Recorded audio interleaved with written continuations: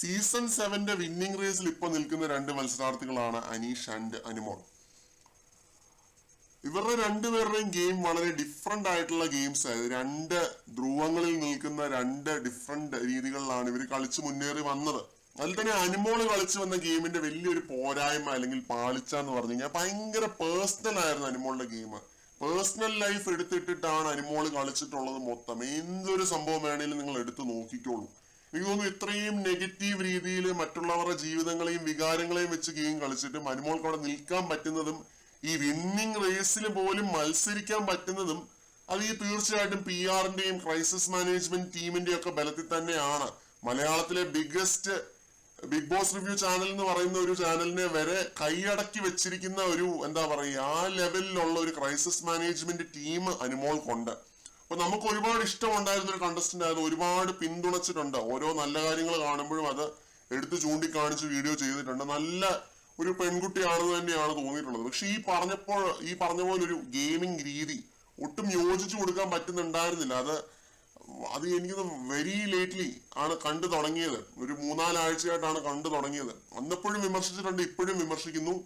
ഗെയിമിന് വേണ്ടി എന്തും ചെയ്യാം, ഏതറ്റം വരെയും പോകാം, എന്ത് നാടകവും തമാശയും കളിക്കാം, എന്നിട്ട് വേറുള്ളവരുടെ വികാരങ്ങൾ വെച്ചിട്ട് പ്രേക്ഷകരുടെ മുമ്പിലേക്ക് നാടകം കളിക്കാം. അതായിരുന്നു അനുവിന്റെ ഒരു രീതി. അതുകൊണ്ടാണ് കർമ്മ എന്നൊരു സാധനം ഇങ്ങനെ തിരിച്ചടിച്ചുകൊണ്ട് തന്നെ ഇരിക്കുന്നത്. ശൈത്യ, ബിൻസി, അപ്പാനി ശരത്ത്, പിന്നെ അക്ബർ, സരിക, ഇവരാരും അത്ര മികച്ച പ്ലേയേഴ്സ് ഒന്നും ആയിരുന്നില്ല. പക്ഷെ ഇവര് പറയുന്നത് അങ്ങനെ പ്രേക്ഷകർക്ക് പാടെ തള്ളിക്കളയാനും ആവത്തില്ല. കാരണം സത്യത്തിന് വിരുദ്ധമായിട്ട് ഇവരൊന്നും തന്നെ പറയുന്നില്ല. പുറത്ത് നടക്കുന്ന കാര്യങ്ങളൊക്കെ തന്നെ ഇവർ പറയുന്നുള്ളൂ.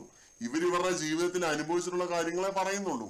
ഞാൻ ഇന്നത്തെ ഈ ഒരു സംഭവം തന്നെ എടുക്കുക. ഇതിനകത്ത് ഞാൻ കേട്ടൊരു കാര്യമാണ് കേട്ടോ. ഞാൻ കേട്ടപ്പോ ഞെട്ടിപ്പോയി. ആദില പുറത്താകും എന്ന് തോന്നിയപ്പോ ആദിലയുടെ ഷൂവിനകത്ത് ടിഷ്യൂ പേപ്പറില് ഈ PR ടീം ഹെഡിന്റെ നമ്പർ എഴുതി കൊടുത്തിരിക്കുന്നു. നൂറയ്ക്ക് വോട്ടുകൾ വാങ്ങിച്ചു കൊടുക്കാൻ വേണ്ടി 50,000 രൂപ കൊടുത്താൽ മതി എന്ന് പറഞ്ഞിട്ട് ഈ PR ടീം ഹെഡിന്റെ നമ്പർ എഴുതി കൊടുത്തിരിക്കുന്നു. എന്നുവെച്ചാൽ ആദിലയുടെ ഷൂവിനകത്ത് വെച്ച് കൊടുത്തു വിട്ടിരിക്കുന്നു. അത് ഓർത്തോണം ഏത് ലെവലിലാണ് തോട്ട്സ് ഒക്കെ പോകുന്നതെന്നുള്ളത്. ഗെയിമിന് വേണ്ടി അല്ലെങ്കിൽ വിജയ കിരീടം നേടാനായിട്ട് ഏതറ്റം വരെയും ആരുടെയും ലൈഫ് വെച്ചും ഗെയിം കളിക്കാം എന്നുള്ളതായിരുന്നു അനുവിന്റെ ഒരു ഗെയിമിംഗ് രീതി.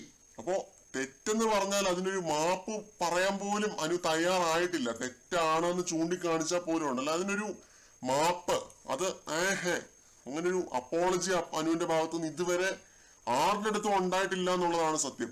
അപ്പാനി ബിൻസി തൊട്ട് തുടങ്ങി ആര്യൻ, ജിസേല്, എന്തൊക്കെ പ്രശ്നങ്ങൾ, അക്ബറിനെ നിരന്തരം വ്യക്തിഹത്യ ചെയ്യുന്നത്, കാര്യങ്ങളെല്ലാം എടുത്തു വെച്ച് നിങ്ങൾ നോക്കിയോളൂ. ആ മനുഷ്യൻ അക്ബർ സംഗീതത്തെ വെച്ച് വരെ അദ്ദേഹം പാട്ടുപാടി ജീവിക്കുന്ന ഒരു വ്യക്തിയാണ്. സംഗീതത്തെ വെച്ച് അങ്ങനെ ശബ്ദം ചെയ്യേണ്ട കാര്യമൊന്നുമില്ല. അങ്ങനെ ഒരാൾ വരെ പറയുന്നു ഒരാൾ ഇത്രയും തരംതാണ രീതിയിൽ ഗെയിം കളിച്ച് മുന്നേറി ഇവിടം വരെ എത്തി എന്നുള്ളൊരു കാര്യം. അപ്പോൾ നമുക്കതങ്ങനെ പാടെ തള്ളിക്കളയാനൊന്നും പറ്റില്ല. ഇനി അതേസമയം അനീഷിലേക്ക് വരുവാണെന്നുണ്ടെങ്കിൽ വേറൊരു അറ്റത്ത് ഒരു ചീപ്പ് ഗെയിമിനും അനീഷ് ഡയറക്റ്റ് ആയിട്ടോ അല്ലാതെ ഒരു പിന്തുണയും അവിടെ ആർക്കും കൊടുത്തിട്ടില്ല. എല്ലാവർക്കെതിരെയും മൈൻഡ് ഗെയിം കളിച്ചിട്ടുണ്ട്. ഈ പറയുന്ന അനുവിനെതിരെയും മൈൻഡ് ഗെയിം കളിച്ചിട്ടുണ്ട്. പക്ഷെ ആരെ പറ്റി മോശമായ രീതിയിൽ ഒരു വാക്ക് പോലും അനീഷ് നാക്കെടുത്ത് പറഞ്ഞിട്ടില്ല. അതുകൊണ്ടാണ് ഈ എക്സ് കണ്ടസ്റ്റൻസ് വന്നപ്പോഴും അവർക്ക് അനീഷിനോടൊരു സ്നേഹം. അതാ മനുഷ്യൻ ബിൽഡ് ചെയ്തെടുത്തൊരു ഇമേജ് ആണ്. അകത്തും പുറത്തും നല്ലത് മാത്രം പറയിപ്പിച്ച് കളിച്ചൊരു ഗെയിമാണ്. അതിൽ ഉറച്ചു നിന്ന് തന്നെ അനീഷ് അവസാനം വരെ കളിച്ചു എന്നുള്ളതാണ്. അപ്പൊ ഞാൻ പറഞ്ഞു വരുന്നത് എന്താണെന്ന് വെച്ച് കഴിഞ്ഞാൽ അനുമോളുടെ ഗെയിം കാരണം cyber attack, cyber bullying, degrading, ഈ PR അറ്റാക്ക്, ഇതൊക്കെ നേരിട്ടവർ ഈ സീസണിൽ ഒരുപാട് കൂടുതലാണ്. അതുകൊണ്ടാണ് തിരിച്ച് ഹൗസിലേക്ക് വന്നപ്പോൾ അവരൊക്കെ അനുമോൾക്കെതിരായിട്ട് സംസാരിക്കുന്നതും വഴക്കിടുന്നതും ഒക്കെ. പക്ഷെ അതേസമയം അവർ എപ്പിസോഡും കാര്യങ്ങളും ഒക്കെ എടുത്ത് കാണുന്ന സമയത്ത് എന്താണ്, അനീഷ് ഒരു ചെറുവിരല് പോലും ഇവർക്കൊന്നും എതിരെ നീക്കിയിട്ടില്ല, അനക്കിയിട്ടില്ല. പ്യൂർലി മൈൻഡ് ഗെയിം മാത്രം കളിച്ചു നിന്നൊരു കണ്ടസ്റ്റന്റ് ആണ്. ഇവർക്ക് ആർക്കെതിരെയും അനീഷ് ഒരു വാക്കുപോലും മിണ്ടിയിട്ടില്ല. അനുമോളെ പോലെ വെറും അപവാദം പറഞ്ഞുണ്ടാക്കി അങ്ങനെ ആ രീതി കളിച്ചിട്ടില്ല. അപ്പൊ ഇവർക്ക് ഇടയിൽ ഈ സർവസമ്മതനാവാനായിട്ട് അനീഷിനെ സാധിച്ചത് ഇതുകൊണ്ടാണ് എന്നാണ് ഞാൻ മനസ്സിലാക്കുന്നത്.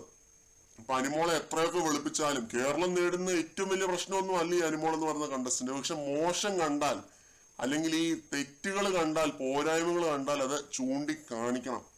നല്ല രീതിയിൽ ഗെയിം കളിക്കുമ്പോൾ അതും പറയണം.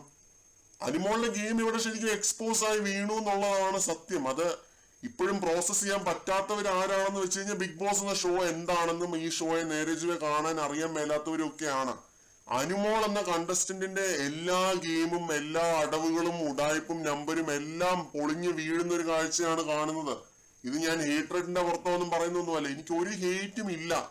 എനിക്ക് വളരെയധികം ഇഷ്ടം ഉണ്ടായിരുന്ന ഒരു കണ്ടസ്റ്റന്റ് ആയിരുന്നു. പക്ഷെ പൊളിഞ്ഞു വീണു. ഈ എക്സ് കണ്ടസ്റ്റൻസ് വന്നപ്പോ അനുമോളുടെ ഗെയിം എക്സ്പോസ് ആയി എന്നുള്ളതാണ് സത്യം.